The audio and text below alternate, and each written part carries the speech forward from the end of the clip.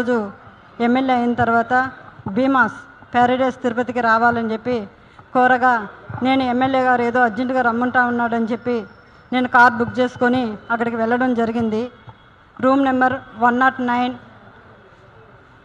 July 6వ తారీఖు రోజు నేను అక్కడికి వెళ్ళడం జరిగింది. అక్కడ ఎవరూ లేదు, ప్రశాంతంగా ఉండింది. ఎమ్మెల్యే గారు మాత్రమే రూమ్లో ఉన్నారు. నేను వెంటనే రూమ్లోకి వెళ్ళడం నా పైన బలాత్కారానికి పాల్పడిన తర్వాత నేను అతనికి లొంగిపోవడం జరిగింది. జరిగిన తర్వాత ఈ విషయం ఎక్కడైనా బయట చెప్పావంటే నేను చంపేస్తాను, నీ కుటుంబాన్ని చంపేస్తాను అని చెప్పి బెదిరించడం జరిగింది. అందువల్ల నేను ఎవరికి చెప్పుకోకుండా నేను సైలెంట్గా ఉండిపోయాను. మళ్ళీ ఇంకొకసారి ఫోన్ చేసి నువ్వు కానీ రాలేదంటే నేను మళ్ళీ నీ కుటుంబాన్ని, నీ భర్తని చంపేస్తానని చెప్పి నన్ను బెదిరించడం జరిగింది. బెదిరించడం ద్వారా నేను మళ్ళీ అక్కడికి భీమాస్ ప్యారడైస్కి వెళ్ళడం జరిగింది.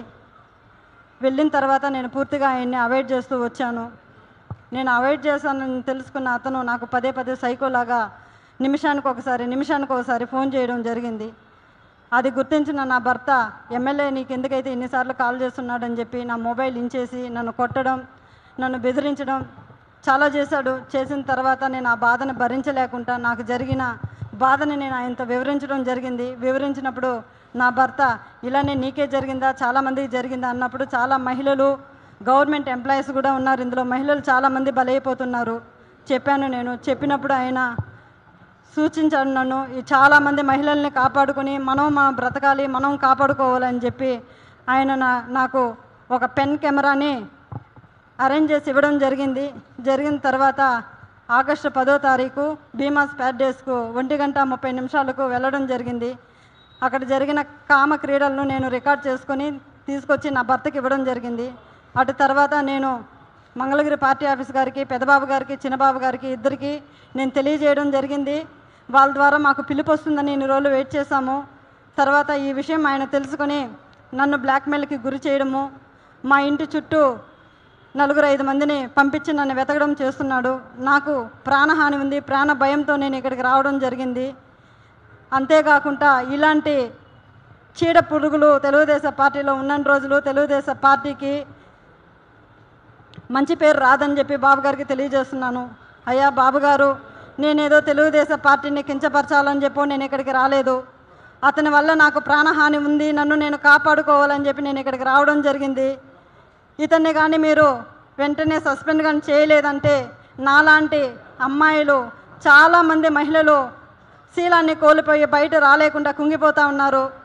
మీరు అది గుర్తించి అతన్ని వెంటనే సస్పెండ్ చేయాలని నేను మీకు కోరుకుంటున్నాను. అంతేకాక మీరు కానీ సస్పెండ్ చేయలేదు, నేను, నా భర్త, నా పిల్లలు ఆత్మహత్య చేసుకొని చనిపోతాము మంగళగిరి పార్టీ ఆఫీస్ ఎదురుగా అని చెప్పి నేను మిమ్మల్ని కోరుకుంటున్నాను. శరణు మహాప్రభు చంద్రబాబు నాయుడు గారు, మాకు మీరే దిక్కు శరణు బాబు అని కోరుకుంటున్నాను.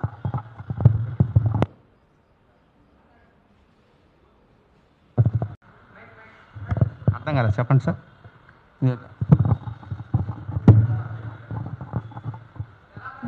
బాబు గారు ఎమ్మెల్యే గారిని ప్రకటించినప్పటి నుంచి నేను బాబు గారిని సీఎం కావాలని చెప్పి, ఆయన ప్రకటించిన ఆదిమూలం గారు ఎమ్మెల్యే కావాలని చెప్పి నేను ఆయనతో పాటు క్యాన్వాస్ చేయడం జరిగినప్పుడు నా మొబైల్ నెంబర్ అతని దగ్గర ఉండడం జరిగింది. ఆ మొబైల్ ద్వారా నన్ను ట్రాక్ చేసి నన్ను బ్లాక్మెయిల్ చేసి అతను లొంగ తీసుకోవడం జరిగిందండి. నువ్వు కానీ నా దగ్గరికి రాలేదంటే మీ హస్బెండ్, నీ పిల్లలు ఇద్దరిని నేను చంపేస్తానని చెప్పి నన్ను బ్లాక్మెయిల్ చేసేవాడండి. నీకు విలేజ్ పరంగా కానీ నీ మండల పరంగా కానీ ఎటువంటి లబ్ధులు కూడా నీకు చేరనివ్వనని చెప్పి నాకు బెదిరింపులు మొదలయ్యాయండి.